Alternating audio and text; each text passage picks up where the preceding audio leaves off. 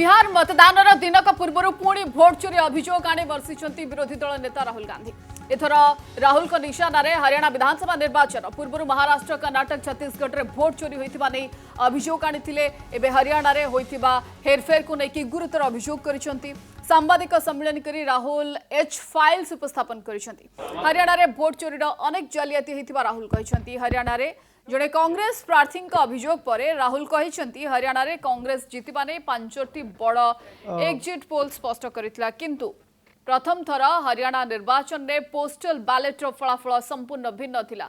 जड़े युवती निज ना बदलाई 22 थर भोट देछंती एवं एई युवती फोटो मध्य राहुल जारी करछंती। ए युवती जनक ब्राजिल जड़े मॉडल बोली राहुल दावी करछंती। राहुल आहुरी कहछंती जे हरियाणा विधानसभा निर्वाचन में कांग्रेस मात्र 22,799 वोट रे हारी जाइतिला तेणु निर्वाचन संपूर्ण भाबे टकराटकरी परिस्थिति बोली कि Rahul कहछंती।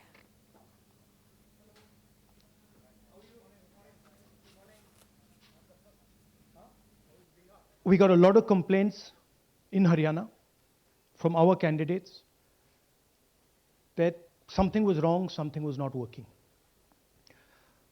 Their predictions all went upside down. We had experienced this in Madhya Pradesh, experienced it in Chhattisgarh, Maharashtra, but we decided to zoom into Haryana and go into details about what had happened there. As you all know, all polls pointed to a Congress victory. These are exit polls that we have on the screen. 5 top exit polls after the elections have taken place are saying Congress is sweeping from 58, 54 to 62 seats. Some are giving BJP 20, some are giving BJP 28, but it's very clear that this is a massive sweep. The other thing that was surprising to us was that for the first time in Haryana's electoral history, ever, postal votes were different than the actual voting. Normally, postal votes and the actual voting are directionally similar. And here the Congress gets 73 seats in postal ballots, BJP gets 17. And this has never happened in Haryana before. So we started to say, okay, let us go into details.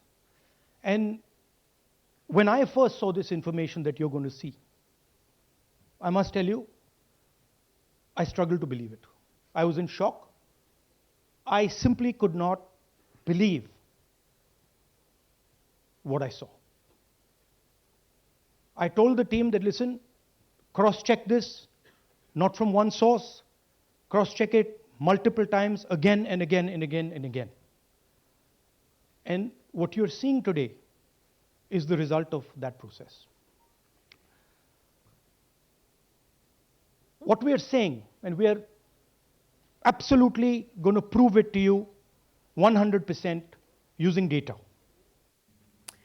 जोठी Rahul Gandhi भोट चोरी को प्रमुख मुद्दा करुछंती हरियाणा रो किछि तथ्य सहित से उपस्थापन करुछंती तथ्य एवं लगातार भोट चोरी को नेकी राहुल को निशाना रे निर्वाचन कमिशन रही सेठी ए घटना को नेकी किरण रिजिजू प्रतिक्रिया रखुछंती जोडु छ आपन को वेबसाइट में होता है।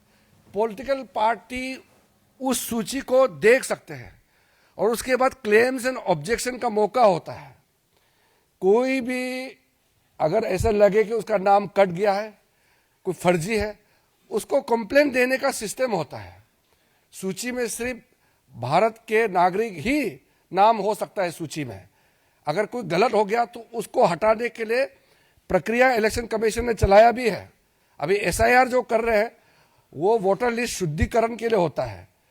तो अगर बिहार में सब लोग खुश है कि हाँ हम जेन्युइन वोटर है, मेरा नाम सूची में है, कोई कंप्लेन नहीं है।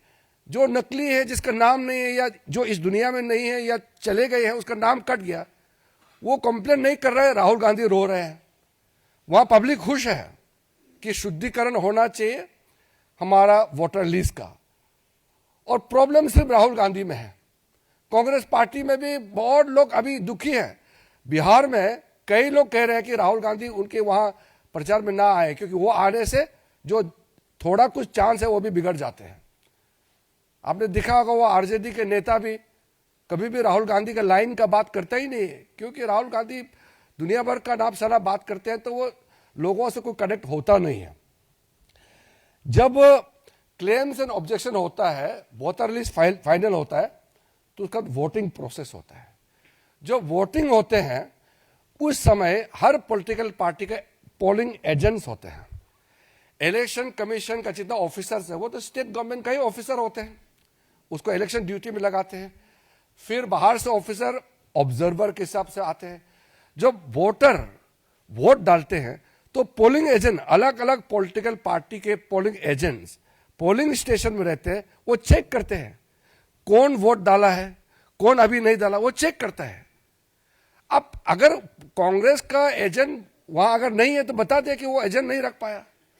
पोलिंग एजेंट रहता ही है, हर पॉलिटिकल पार्टी का, हर कैंडिडेट का पोलिंग एजेंट रहता है, और उसी हिसाब से वोटिंग होते हैं। उसके बाद में जो वोटिंग होने के बाद अगर कोई उसमें गड़बड़ी है तब इलेक्शन कमीशन को पिटीशन दे सकते हैं, अपील कर सकते हैं।